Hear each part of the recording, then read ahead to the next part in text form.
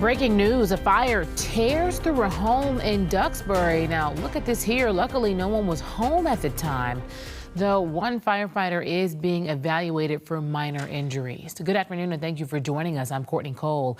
Duxbury fire officials tell us they were able to contain the fire before it damaged any other properties nearby.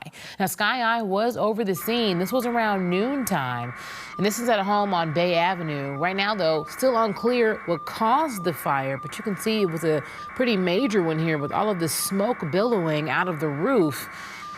The chief tells us that the state fire marshal's office is on scene investigating, working to learn the cause. Also, all off-duty firefighters, they have been recalled to the fire as they continue to work on putting it out. The fire chief spoke to our crew on the ground. Remote location of this street in town. It takes just a little bit longer for us to respond to it, but we got here within 4 minutes of the first 911 call, and we have quite a bit of mutual aid in here helping us. Now, crews remain on scene, but there are also multiple fire departments providing mutual aid to cover the town. We will continue to bring you this story and the latest developments as we continue to learn more right here on CBS News Boston. Also breaking this afternoon, an independent commission investigating the mass shooting in Lewiston, Maine, finds Army officials and police missed chances to intervene before Robert Card went on a killing spree last year. In its final report on the mass shooting, the commission reaffirmed one of its earlier findings that more could have been done to prevent the mass shooting. Investigators say back in September of 2023, the Saginaw County Sheriff's Office had probable cause to take the shooter into protective custody and take away his guns under Maine's yellow flag law. The commission also found the leaders of Robert Card's Army Reserve unit, they failed to take the necessary steps to reduce the threat that he posed to the public and did not share all of the information that they could have with the Sheriff's Department. The commission, however, did praise the work of first responders on that night last October when Card shot and killed 18 people at 2 different locations. We also have new information on the body that was found in the water near a restaurant in Boston yesterday morning. Boston police identified the man as 24-year-old Wade Desir of Brighton. His body was discovered around 7:30 yesterday near the Barking Crab restaurant. Now, police tell us that he was reported missing about 6 days ago. No cause of death has been determined just yet. This is still pending an autopsy from the state medical examiner's office. But in a Facebook post, the Medford High School football team says Desir was a 2019 graduate from the school and played defensive back for the team during his time there. And in Stoughton, police need your help finding a missing woman. Come take a look at your screen here. We're told that 62-year-old Choseline Germain was last seen on Monday. This is around 9 o'clock at night at her home on Buckley Road. Police tell us she's only been in the U.S. for a few weeks now and does not speak English. So if you've seen her or if you have any information, police want to hear from you. Now to a look at some of the top stories our reporters are working on for you today. I'm Christina Rex here in North Andover with a really devastating update to a story we first reported last night. See this home behind me here on very busy Turnpike Street here in North Andover? At first this came in as just a police incident. Now we know through the district attorney's office that a mother and her infant son died as a result of that incident. Essex County District Attorney Paul Tucker says it's believed that mother, 35-year-old Jennifer Paez, stabbed her son, 9-month-old Valentino, and then injured herself somehow, ultimately killing both of them. The DA's office said both died of apparent knife wounds. That little baby was brought to Lawrence General, but sadly he did not make it. Just an awful update. So today we're talking to neighbors and people in the community just about this horrible situation. This is Paul Burton in Brockton, where I just got done speaking with Laura Benson, who just landed after taking a red-eye flight from LA to Boston. And during the landing, in the first-class cabin, smoke filled the area after a cell phone catches fire. She tells us about what happened and how quickly the JetBlue flight crew responded.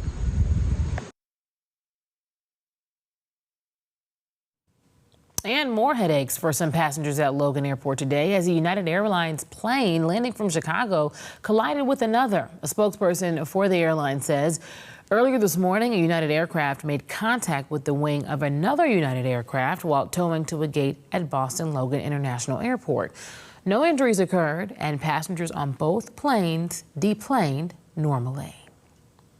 Now we're getting a look here out over Boston, off to a better start than we were yesterday. Let's go ahead and take a look at a potential cool down this week, a little touch of fall. Over with next weather meteorologist Jason Michael. What a beautiful sight this is to go out and sit in a park later on this afternoon. A better chance of sunshine is moving back into the forecast, friends. Yes, we did have a rogue shower that moved through earlier this morning, but I think we have limited to no impacts in terms of getting outside and enjoying it, driving home later on this evening, or perhaps even taking the dog out for a walk. Here we go. This is a live look at radar right now. You can see where earlier this morning we had that spot shower that raced through the city of Boston.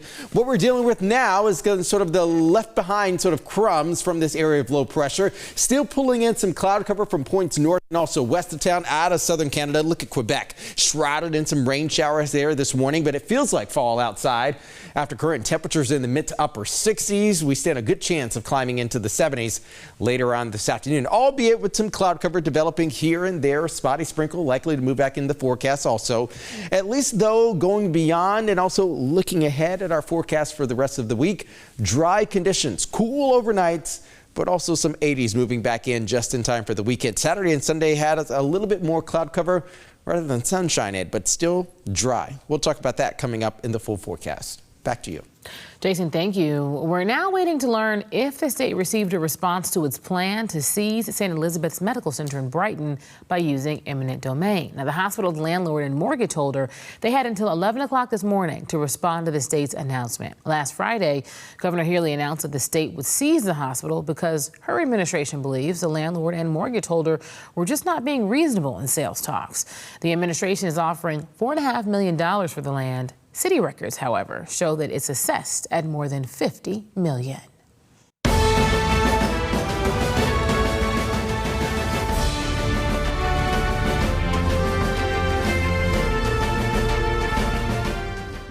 Former President Barack Obama and former First Lady Michelle Obama are expected to speak tonight during day 2 of the Democratic National Convention, and a ceremonial roll call to nominate Vice President Harris is also scheduled for today. CBS's Caroline Cummings is in Chicago with a look at how the convention got started on day 1. People, we are moving forward. Vice President Kamala Harris made a surprise appearance at day 1 of the Democratic National Convention to express her gratitude to President Biden. Joe, thank you for your historic leadership, for your lifetime of service to our nation. The president was greeted with an extended standing ovation when he took the stage before explaining his reason for stepping aside. I love the job, but I love my country more. Addressing the convention that until very recently was planned for him, President Biden enthusiastically threw his support behind his number 2. Selecting Kamala was the very first decision I made when I became our nominee. And it was the best decision I made my whole career. There were also speeches from union leaders, elected officials, and the party's 2016 nominee, former Secretary of State Hillary Clinton, who reminded the crowd Harris has the potential to become the nation's first woman president. This is when we break through. Outside of the convention center, Chicago police made a handful of arrests after people protesting the war in Gaza breached a security perimeter.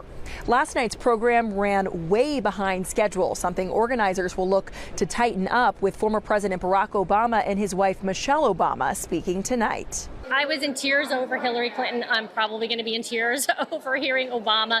Vice President Harris and Governor Tim Walz are scheduled to campaign in Milwaukee tonight, in the spot where Republicans held their convention last month. The rally will be beamed into the DNC. Caroline Cummings, CBS News, Chicago. Now, CBS will bring you special live coverage of the DNC beginning at 10 on WBZ, and then make sure you stay with us for WBZ News at 11.